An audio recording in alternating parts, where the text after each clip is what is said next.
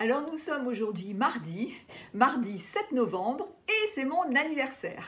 Un anniversaire un petit peu symbolique, parce qu'il s'agit d'un chiffre tout rond, je vous laisse deviner de quel chiffre il s'agit. Et j'avais envie à cette occasion de vous faire un partage sur qu'est-ce que ça me faisait de vieillir, qu'est-ce qui pouvait être pas mal, qu'est-ce qui était moins bien, qu'est-ce qui pouvait surtout le plus me gêner. Voilà, je trouve que c'est intéressant. Alors, je vous passerai les poncifs du physique, où le matin, on va dire que le miroir est cruel, voire très très cruel certains matins. Évidemment, le visage, le corps, c'est plus comme quand on avait 20 ou 30 ans. Alors, bien évidemment, c'est pas très agréable, mais je dirais que par rapport à ça, je sens vraiment, alors j'allais dire j'ai un recul, mais pas, c'est pas vraiment, je sens vraiment que je vis mon corps vraiment comme une enveloppe, mais qu'à l'intérieur de moi, il y a autre chose. Il y a mon corps et puis il y a moi, si j'ose dire. Alors, c'est un petit peu ésotérique, ce dont je vous parle, mais c'est vraiment la sensation que j'ai. Quand j'étais gamine, je me disais que j'étais une vieille âme. Alors j'ai toujours eu un rapport au temps très particulier. Le temps pour moi n'a pas de réalité. Et en même temps, quand je dis ça, si, il y a quand même une réalité, surtout dans le sens où, quand on vieillit, le temps s'accélère. Vous avez dû remarquer cela. Et d'ailleurs, je crois qu'on dit qu'en termes de perception, le milieu de la vie, je crois que c'est 18 ans. En termes de perception. Parce que quand on est gamin, une heure, ça peut être interminable, et puis quand on a mon âge, on voit les mois défiler quasiment comme des semaines ou comme des jours. Donc là, il y a vraiment une accélération du temps en vieillissant. D'ailleurs, ce qui le rend pas très, effectivement, pas très concret. Et d'ailleurs, ce temps qui s'accélère, je pense qu'il y a quelque chose là où je pourrais vous demander de faire attention si vous êtes, on va dire à partir de 40 ans, parce que je remarque à quel point cet âge qui symbolise un petit peu 40-50 ans, le milieu de vie, à quel point les gens peuvent se stresser dans la réalisation d'eux-mêmes à ce moment-là. Il y a une espèce d'horloge biologique. Alors l'horloge biologique est très forte chez les femmes un peu plus jeunes lorsqu'elles veulent avoir des enfants, mais à partir de 40-50 ans, même chez les hommes, il y a vraiment l'idée de oulala, il faut vraiment que je fasse quelque chose, oulala, il y a cette espèce de pression qui peut être très intéressante parce que ce qui peut permettre de réaliser quelque chose, parce que justement on a fait, on se connaît mieux, ça c'est un des grands avantages de la vieillesse, c'est qu'on se connaît mieux, on a appris des choses sur soi, on est souvent plus apaisé, plus confiant, donc on peut réaliser des choses, et voilà, mais parfois ça peut être aussi un stress contre-productif, et assez sournois, assez insidieux. Donc les personnes, elles veulent absolument faire, mais avec une forme d'urgence, une forme d'inquiétude. Et je vous le dis parce que souvent, encore une fois, on ne s'en rend pas compte à quel point là on est en train de se mettre une pression. Et donc c'est bien de l'identifier. Bon, bref, je ferme la parenthèse. Du coup, je ne sais plus où j'en étais. Donc ce temps à la fois qui, pour moi, n'a pas de réalité et en même temps un petit peu quand même. C'est comme si à l'extérieur, il y a une réalité, mais à l'intérieur, il n'y a pas cette réalité. Donc moi, quand j'étais gamine, je me disais souvent que j'étais une vieille âme. Je ne m'imaginais pas vieillir. Et quand je dis pas vieillir, c'est encore une fois pas au sens jeunesse éternelle du terme, non, c'est dans le sens où il y a quelque chose là qui n'avait pas de réalité. Et je me disais que j'étais une vieille âme parce que j'avais une connaissance de certaines choses tout à fait étonnante, surprenante pour mon âge, pour mon milieu, voilà, moi je viens d'un milieu extrêmement simple, pas du tout religieux, hein. D'ailleurs j'avais un père très anticlérical, un milieu très simple où il n'y avait pas de livres, j'étais en échec scolaire, j'étais en échec social, hein, ça je vous l'ai déjà partagé dans mes vidéos, et cependant, eh bien, sur certaines choses, eh bien, j'avais une connaissance, un savoir qui était tout à fait surprenant vu, vu mon environnement, hein. Et ça, bien évidemment, ça m'interpellait. Et voilà, et je me disais, je pense que je suis une vieille âme. Et d'ailleurs, quelque part, très honnêtement, je le pense toujours, hein. Je ne l'explique évidemment pas. Encore une fois, c'est un ressenti, c'est évidemment pas rationnel du tout, mais voilà. Mais ça ne m'empêche de toute façon pas de faire ce que j'ai à faire dans cette vie. Je pense que ça, c'est très très important, hein. J'aime moi l'idée d'être dans l'incarnation et de faire dans cette vie-là le mieux qu'on peut. Je trouve que ça c'est vraiment important en fonction, encore une fois, de qui l'on est, de tout un tas d'éléments.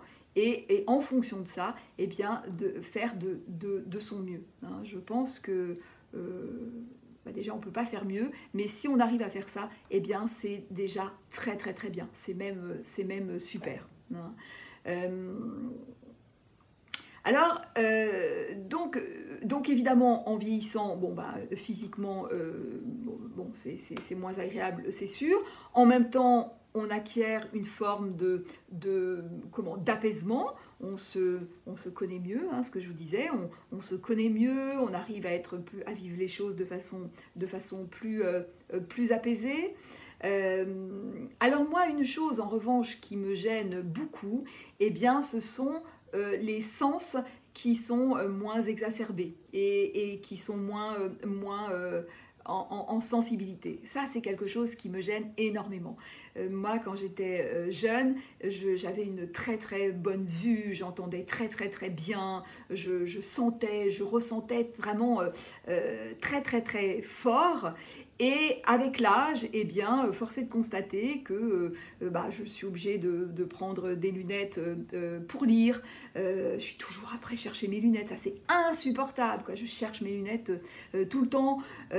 J'entends moins bien, hein. Je fais souvent répéter. Et ça me chagrine beaucoup. Je crois que c'est ce qui me gêne le plus. Ça m'attriste, c'est un peu comme si... alors c'est terrible ce que je vais dire, mais un peu comme si déjà la vie nous quitte un petit peu, hein, mine de rien, c'est bon, c'est ainsi. Et parce que pour moi, vraiment, l'essence, c'est très très important. À ce propos, je vais vous raconter une petite anecdote. Moi, je fais du ski depuis l'âge de 7-8 ans. Hein. Je suis lyonnaise à la base, et donc quand on est lyonnais, généralement, on va...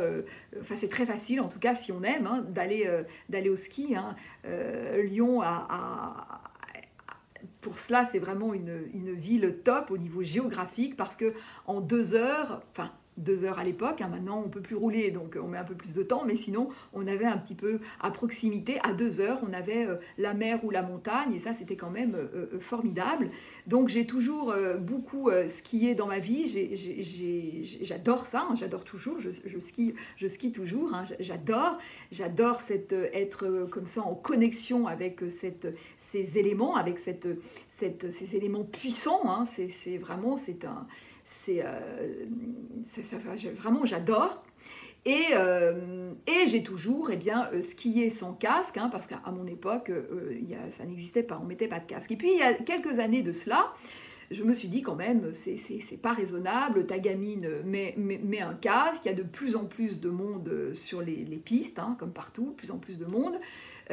Donc c'est quand même de plus en plus dangereux, parce que le télescopage, hein, c'est un accident généralement très, très grave, hein. Donc sois quand même raisonnable, mets-toi un casque. Et donc, eh bien, je m'achète un casque et je mets un casque. Alors déjà, j'étais extrêmement gênée. J'avais l'impression que tout le plaisir que je pouvais avoir était extrêmement diminué.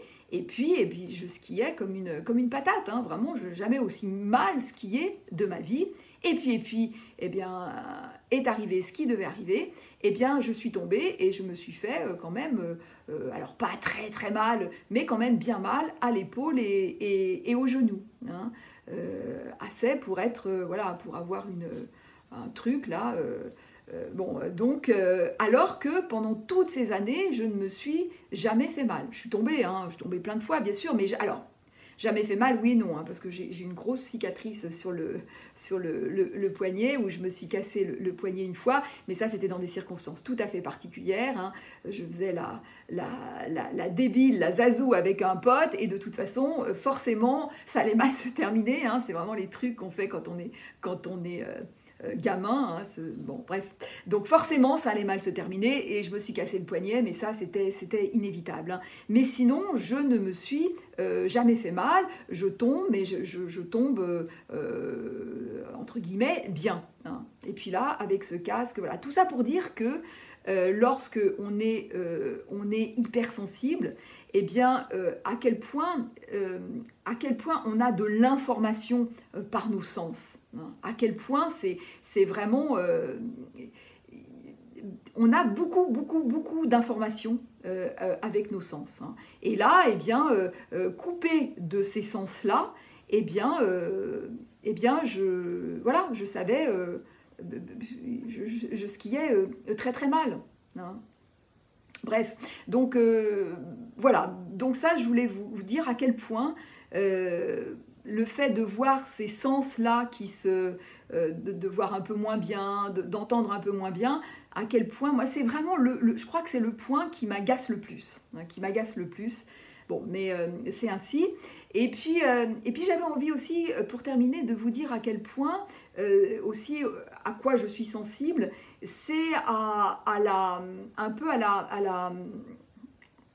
Comment dire? Vous avez probablement remarqué que les gens, lorsqu'ils vieillissent, eh bien, le corps prend des formes assez statiques, à quel point le corps se rigidifie, hein, que le dos, les épaules, enfin bon, on voit, hein, voilà, ça sent comme si ça s'enkyste, hein, et souvent, il y a aussi un peu l'esprit, hein, qui va avec. Il y a quelque chose qui devient un petit peu plus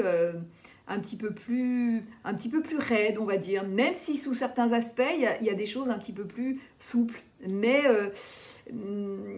bon. Et ça, c'est quelque chose auquel je suis très attentive parce que moi, j'aime beaucoup ce qui reste en mouvement, ce qui reste en fluidité. Donc je fais attention à ça, et je trouve que lorsqu'on vieillit, évidemment on n'a plus le physique de ses 20 ou 30 ans, mais on peut quand même rester dans une forme d'élégance. Moi je suis très sensible à la fluidité et à l'élégance. Hein. Et l'élégance, ça ne demande pas d'avoir plein de vêtements ou de dépenser des fortunes dans tout un tas de choses. Hein. Non, c'est vraiment, pour moi, l'élégance, c'est une forme de politesse, d'envie de rejoindre. C'est une forme il y a de la pétillance, il y a de la générosité, il y a de l'harmonie. Hein. Et je trouve que ça, eh bien, on peut, même quand on est plus jeune, garder cette élégance-là. Et voilà, et je trouve ça très, très chouette. Parfois, je croise des dames vraiment d'un âge avancé, avec justement cette élégance, cette magie, cette fluidité. Et ça, je trouve ça très chouette. J'ai souvent dit que s'il y avait moins de mode, il y aurait plus de guerre. Hein. Alors entendons-nous bien, hein, quand je parle de la mode, je ne parle pas de la mode au sens un peu débile et ostentatoire qu'elle peut avoir. Hein. Non, au sens justement du beau et de la magie du beau, parce que pour moi, faire du beau, c'est faire du plus humain. Et voilà, donc... Donc voilà, ouais, je crois que c'est assez vrai.